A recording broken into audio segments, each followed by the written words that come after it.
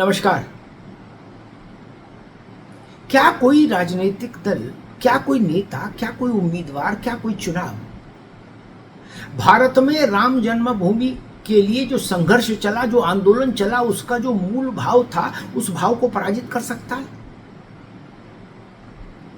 राम मंदिर के प्रति भारत की जो अदम्य उत्कंठा थी, क्या उसको कोई पराजित कर सकता है? क्या राम जन्म स्थान का प्रश्न किसी राजनीतिक धारा और उपधारा से जुड़ सकता है? कांग्रेस के सबसे बड़े चेहरे राहुल गांधी जी और समाजवादी पार्टी के सबसे बड़े चेहरे अखिलेश यादव आजकल अयोध्या को लेकर गजब आत्मविश्वास में है, एक अजब गजब किस्म के आत्मविश्वास में। और राहुल जी तो शब्द चयन में भी गड़बड़ा रहे हैं। उन्होंने कहा, अभी 2 दिन पहले कह दिया कि हमने अयोध्या में जीत हासिल करके राम जन्मभूमि आंदोलन को हरा दिया। राम जन्मभूमि के लिए जो आंदोलन चला उसको हरा दिया। बताइए, इस घोषणा का निहितार्थ क्या है? क्या जो निहितार्थ है वो देश को कभी स्वीकार होगा? लल्लू सिंह की फैजाबाद लोकसभा चुनाव में लल्लू सिंह, भाजपा के उम्मीदवार लल्लू सिंह की हार और सपा के उम्मीदवार अवधेश प्रसाद की जीत, इतना ही है ना सच्चाई? भाजपा का उम्मीदवार 3 बार से वहां जीत रहा था, इस बार हार गया, यही सच्चाई है ना? जब भाजपा का उम्मीदवार जीत रहा था तो लल्लू सिंह के जीतने से अयोध्या बड़ी नहीं हुई, वैसे ही अवधेश के जीतने से अयोध्या छोटी नहीं हो जाती। अयोध्या राम के होने से है, ना लल्लू सिंह से अयोध्या है, ना अवधेश प्रसाद से अयोध्या है। ये जान लीजिए, जब अवधेश प्रसाद नहीं थे इस धरती पर तो भी अयोध्या थी, लल्लू सिंह नहीं थे तो भी अयोध्या थी, लल्लू सिंह है तब भी अयोध्या है। भाजपा, सपा, बसपा, कांग्रेस जब कुछ नहीं था देश में तब भी अयोध्या थी। अनादिकाल से अयोध्या है और अयोध्या के लिए आंदोलन और संघर्ष तो तब से चल रहा है जब बाबर के सिपह सालार मीर बाकी ने यहां मंदिर तोड़कर मस्जिद तामीर कराई थी।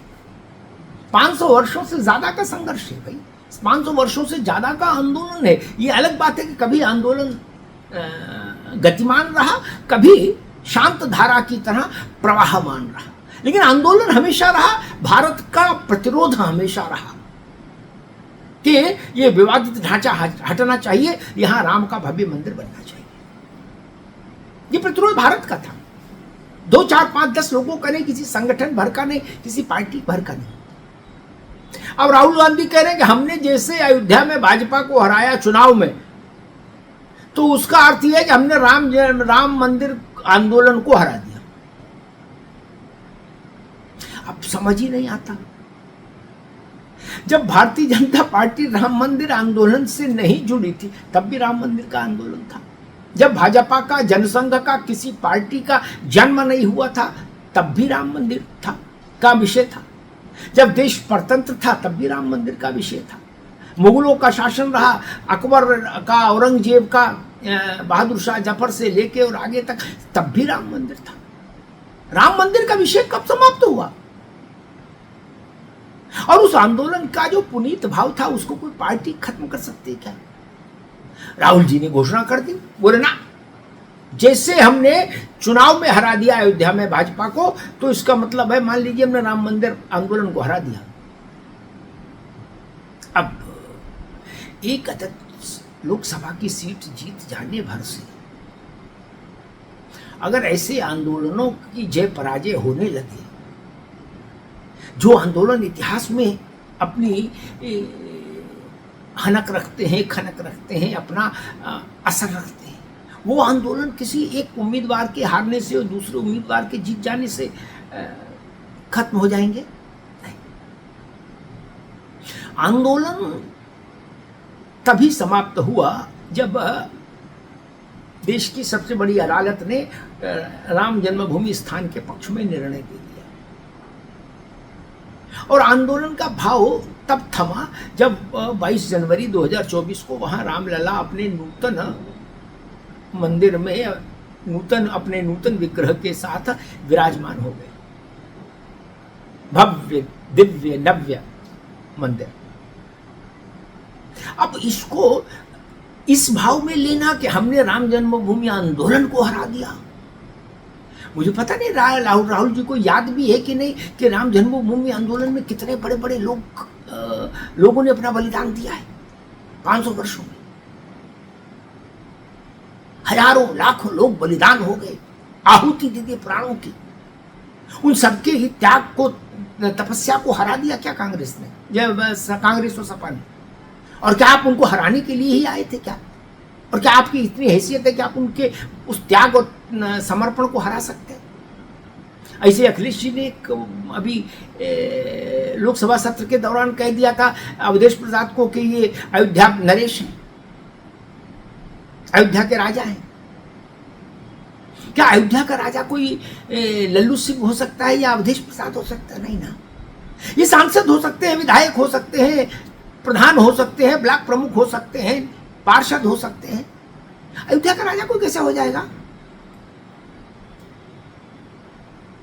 राजा राम हिये राजधानी। राम तो ऐसे राजा हैं जो भारत क्या विश्व भर में जहां भी सनातन है वहां हर हृदय में विराजित है, और हर व्यक्ति का हृदय ही उनकी राजधानी है, ऐसा कहा जाता है। और अयोध्या में रघुपति के अतिरिक्त कोई राजा हो सकता है क्या? और अगर आज अवधेश प्रसाद राजा है अयोध्या के, तो क्या कल लल्लू सिंह राजा थे? और परसों कोई और जीत जाएगा तो वो राजा हो जाएगा? क्या तमाशा है भाई।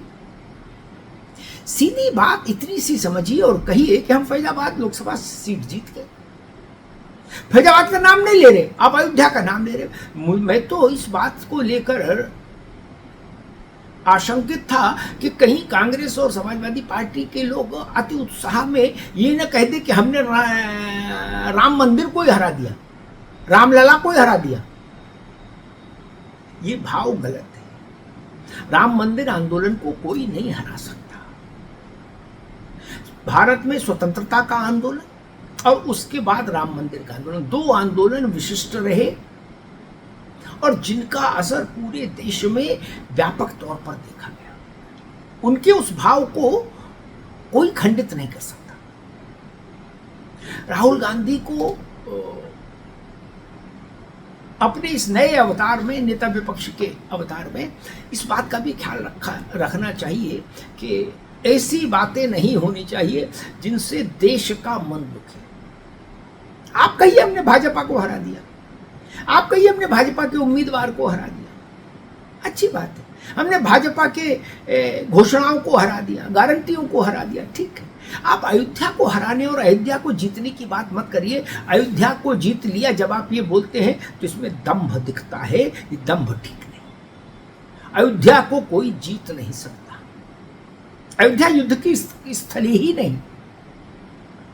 उसके नाम का अर्थ समझ लीजिए तो भी आप जान जाएंगे अयोध्या युद्ध की स्थली नहीं।